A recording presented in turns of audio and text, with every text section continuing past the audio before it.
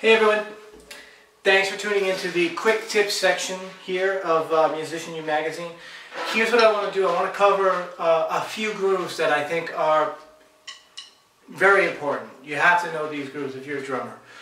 One of them is Fool in the Rain by Led Zeppelin. So let me just go through the groove, and also you should look at the article for the written version of it. So here's the groove.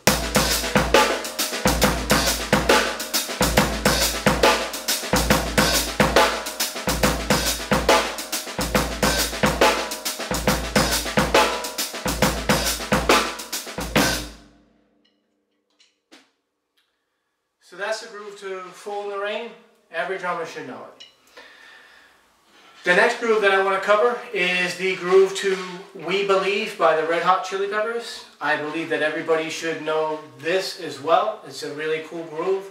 I transcribed this version of it. You could probably find it written in a Chili Peppers drum book, but I don't know it from that book because I don't have it, but I know that it's in there. So this is the groove to We Believe.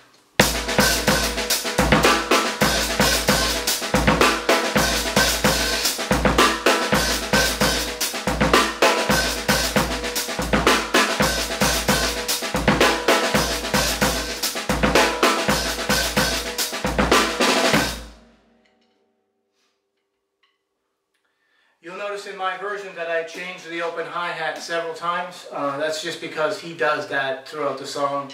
He kind of varies it a little bit. Some are longer, some are shorter. Sometimes he does 2 open hi-hats, sometimes he does 3, etc. So I try to cover most of them that are in there. The next groove that I want to cover is the groove to 50 Ways to Leave Your Lover by Paul Simon. It's a Steve Gadd groove. Everybody should know it. It's a linear groove. There are no stacked notes in this pattern. And again, just like the other two, refer to the article itself, and you will have the written part, so you can see it written up. Okay, so here's how it goes.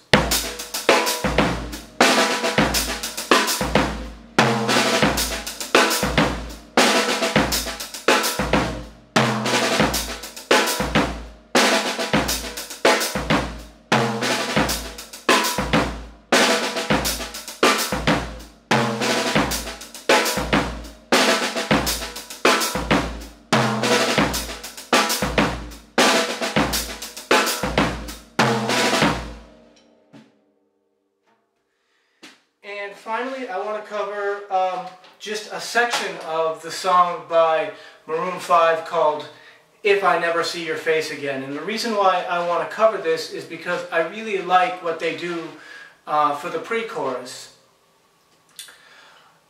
But I have to start with the verse, actually, because the verse is the same groove as the pre-chorus. It's just that he changes his hi-hat pattern for the pre-chorus, and I think it's really cool. So here's the verse groove. Sorry about that, little theatrics first. Here's the verse groove.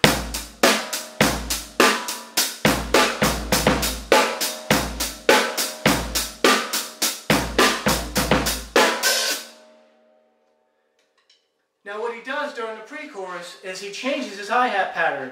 So instead of just playing straight eighth notes, he plays a pattern of 1 and a 2 and a 3 and a 4 and a like this.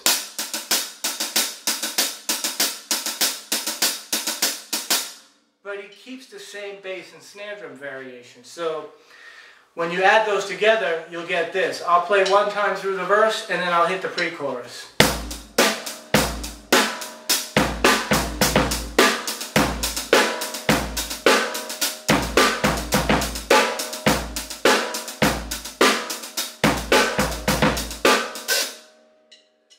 So that's just one way that you could spice up your groove, change the section of a song, but without really changing the vibe at all.